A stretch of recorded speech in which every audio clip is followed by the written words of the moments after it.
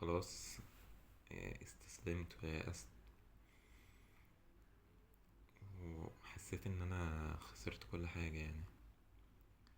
واحد آه، سبت شغلي وصاحبي اختفى من غير اي سبب،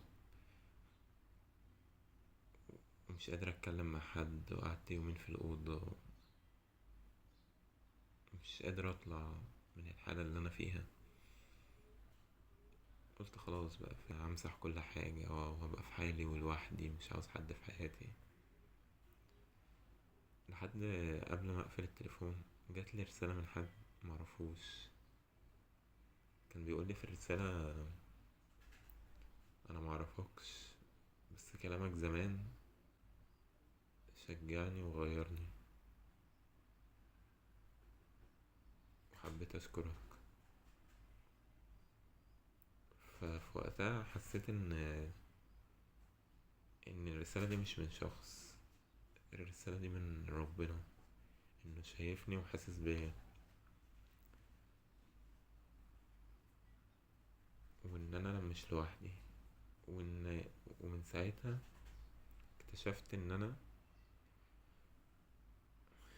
ربنا لسه بيقولي ان انت لسه ليك دور.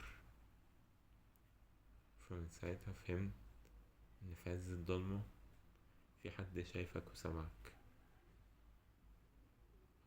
وبيبعتلك اشارات عشان تعرف ان انت حياتك دي ليها معنى. بس فابتديت اركز، وهنا جه في بالي جملة حلوة أوي، وهي بتقول ان انت ما تقدرش تتحكم في كل حاجة خارج نطاق ايدك، ولكن تقدر تتحكم في مشاعرك تجاه الحاجة دي.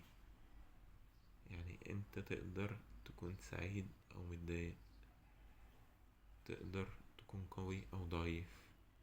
دايما فكر في الحاجات اللي انت تقدر تغيرها، مش الحاجات اللي مش بإيدك تغيرها. سلام.